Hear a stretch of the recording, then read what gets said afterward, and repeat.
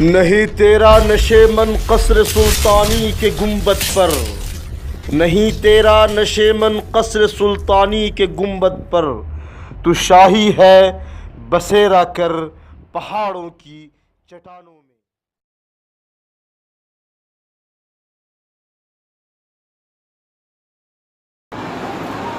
محرم کے اس مبارک مہینے میں بعض باتیں اور بعض روایتیں اس طرح آ گئی ہیں جو ایمان پر ڈاکہ ڈال کر آپ کے ایمان کو اچک لینے والا ہے۔ وہ سوچ کیا ہے اور وہ فکر کیا ہے جو آپ کے ایمان کے لیے خطرہ بن کر منڈلاتا رہتا ہے۔ وہ سوچ خاص طور پہ ہماری بہنوں میں، ہماری عورتوں میں اور خواتین میں یہ سوچ بہت زیادہ پائی جاتی ہے۔ مثال کے طور پر میں آپ سے ایک بات عرض کرنا چاہتا ہوں کہ ہر ماہ چاند نکلتے ہیں۔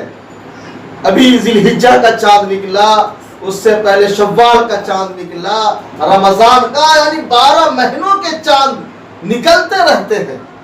لیکن عورتوں میں یہ تصور ہے کہ وہ نئی نویلی دلہن جس کی اسی سال شادی ہوئی ہے، وہ محرم کے چاند کو اپنے میکے میں جا کر دیکھنا گویا اپنے لیے ضروری جانتی ہے۔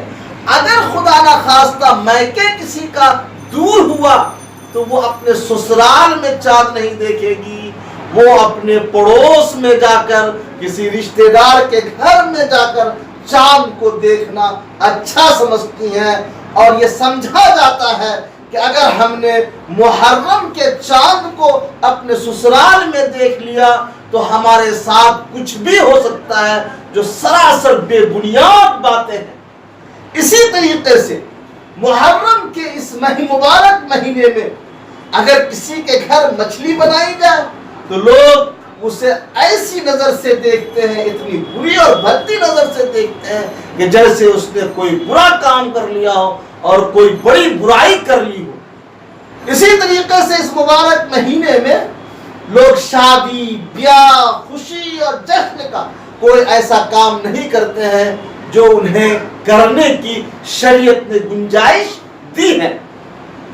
پتہ نہیں یہ سوچ، یہ فکر اور یہ روایتیں کہاں سے ہمارے سماج میں اور ہمارے معاشرے میں داخل ہو کر ہمارے ایمان کو چھیننے کی یہ روایتیں کوشش کر رہی ہیں۔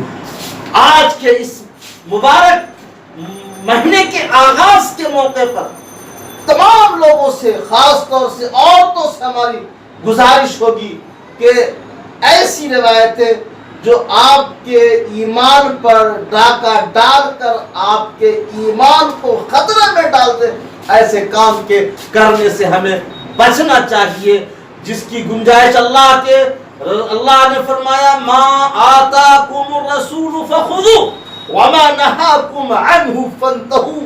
اے لوگو، اللہ کے رسول جناب محمد رسول اللہ صلی اللہ علیہ وسلم جو کچھ تمہیں دے ان چیزوں کو لو، اور جن چیزوں سے روکے ان چیزوں سے رک جاؤ۔